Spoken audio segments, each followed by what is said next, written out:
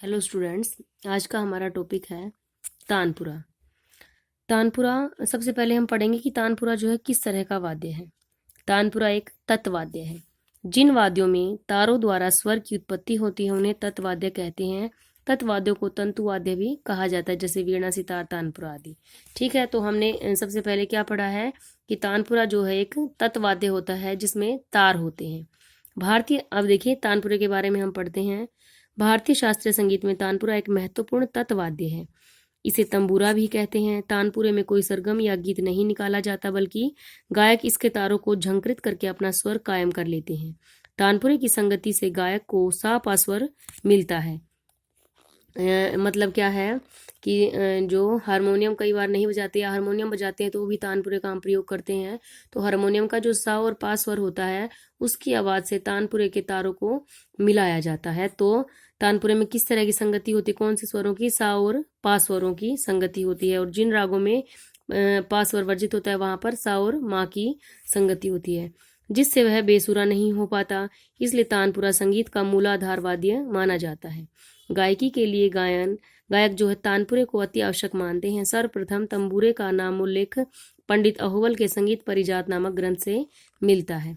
इसका आविष्कारक तंबूरे महर्षि को माना जाता है। कहते हैं कि पहले इस वाद्य में एक तार का प्रयोग करते थे, जिसे एक तारा भी कहते थे। धीरे धीरे तारों की संख्या 4 हो गई। आजकल 6 तारों वाला तानपुरा भी देखने को मिलता है, मगर 4 तारों वाले तानपुरे का ही अधिक प्रयोग किया जाता है।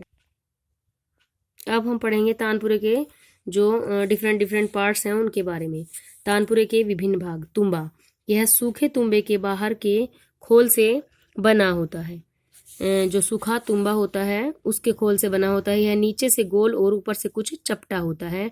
इसके अंदर का भाग खोखला होता है, यानी खाली होता है। इसके कारण ही तारों में झनकार उत्पन्न होती है और स्वर गूंजते हैं। अंदर से खाली है। आपने कभी देखा होगा, महसूस किया होगा कि किसी खाली कमरे में अगर हम बोलते हैं तो हमारी आवाज़ जो है डबल साउंड करके आती है। तो इसी तरह से तानपुरे का जो तुम्बा होता है वह अंदर से खाली होता है, और इसीलिए जो तार, जब हम उन तारों को छेड़ते हैं तो झंकृत होके और उसके अंदर से उसकी आवाज़ आती है, स्वर गूंजते हैं।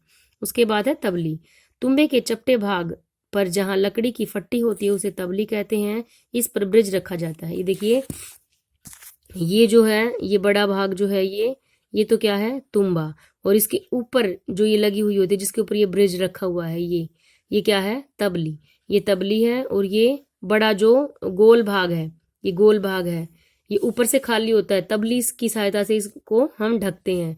तो तबली कौन सी है? जिसके ऊपर ये ब्रिज रखा हुआ है, ये तबली है। ये तुम्बा और इसके ऊपर जो रखी है वो है तबली। और तबली लकड़ी की एक फट्टी होती है, ये तुम्बे को ढकने के लिए काम आती है। इसके ऊपर ही ब्रिज रखा जाता है और ब्रिज पे से ही तारों को गुजारा जाता है। उसके बाद नेक्स्ट देखिए, ब्रिज।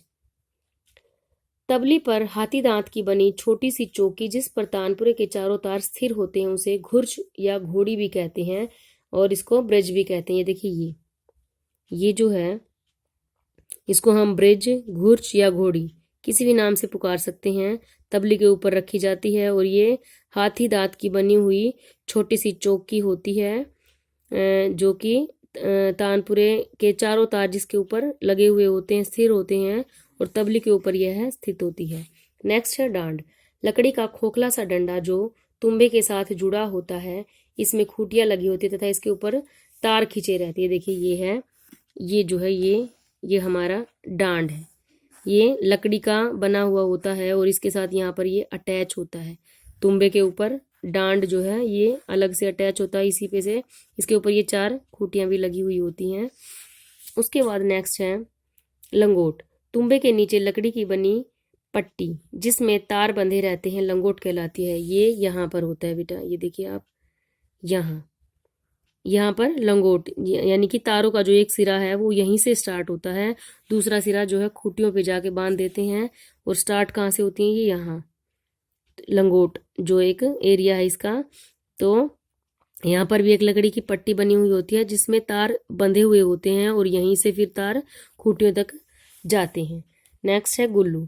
डांड और तुम्बे के जोड़ का स्थान गुल्लू कहलाता है। इसे गुल भी कहा जाता है।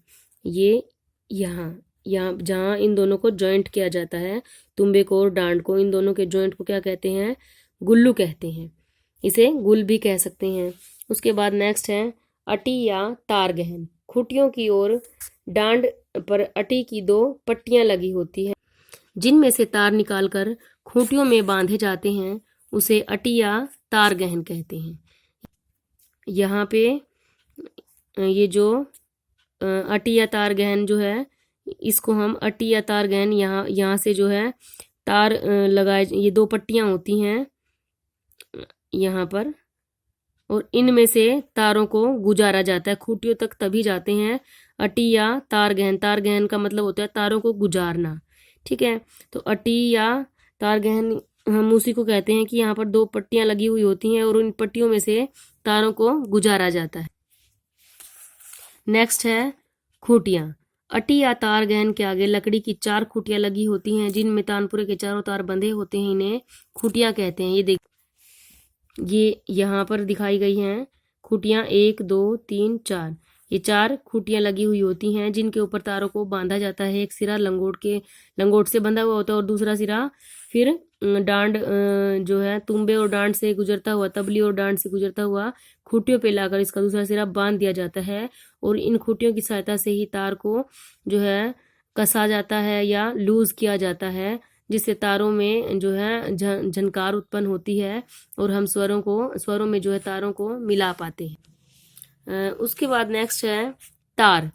तानपुरे में 4 तार होते हैं। पहला तार सप्तक जो है का प, अगले 2 तार जोड़ी के तार मध्य सा और चौथा तार मंद्र सा से मिलाया जाता है। यानी पहला तार जो है मंद्र सप्तक के पा से, और अगले 2 तार जोड़ी के तार जो जिनको हम कहते हैं मध्य सप्तक के सा से, और चौथा तार मंद्र सप्तक के सा से मिलाया जाता है। इस प्रकार तानपुरे के चारों तार पा सा सा सा तथा जब किसी राग में पा स्वर वर्जित हो तो मा सा सा, अगर किसी राग में म वर्जित है तो नी सा सा से मिलाएंगे। ये देखिए यहाँ पर थोड़ी सी मिस्टेक है, मिसप्रिंट है। आपको क्या करना है, पा सा सा है तो मंद्र सप्तक का पा आएगा यहाँ पे।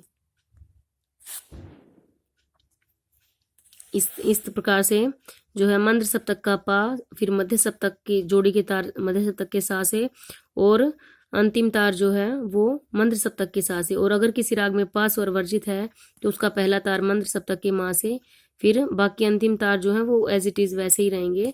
उसके बाद अगर किसी राग में पा और मा दोनों स्वर वर्जित हैं तो उसका पहला तार मंद्र सप्तक के नी से, और बाकी स्वर वैसे ही रहेंगे, पहला तार, दूसरा, तीसरा और चौथा तार, इस तरह से ये इन स्वरों में मिलाए जाएंगे। उसके बाद नेक्स्ट है मन का। घुड़च में लंगोट तक के चारों तारों में मन के पिरोए जाते हैं। इनकी सहायता से तारों में आवश्यकता अनुसार थोड़ा सा उतार चढ़ाव करके स्वर मिलाए जाते हैं। ये देखिए इस पिक्चर में देखिए आप मन के, ये तो 4 तार हैं, ये ब्रज है, यहाँ पर लंगोट है, ये तबली है, और यहाँ पर ये दिखाई दे रहे हैं आपको छोटे छोटे, ये चारों तारों में 4 मन के पिरोए जाते हैं, और इन मनकों को ही ऊपर नीचे हम खिसकाकर तारों की आवाज को और मधुर बनाते हैं। उसके बाद नेक्स्ट है धागा।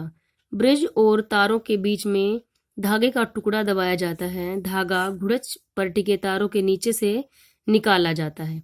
उचित स्थान पर लगाने से तानपुरे की झनकार खुली हुई निकलती है। धागे को ठीक ब्रिज के ऊपर जो ये तार हैं, इन तारों के नीचे जो है लगाया जाता है, और उनको थोड़ा सा ऊपर नीचे खिसकाकर तारों की आवाज को और मधुर बनाया जाता है। यहाँ पर धागे लगे हुए होते हैं जो ब्रिज के ऊपर से जो तार गुजार रखे हैं, तो इन तारों पर ब्रिज के ऊपर ही धागा होता है, और इसकी सहायता से भी स्वरों में थोड़ा सा उतार चढ़ाव किया जाता है। ये था तानपुरे का टॉपिक।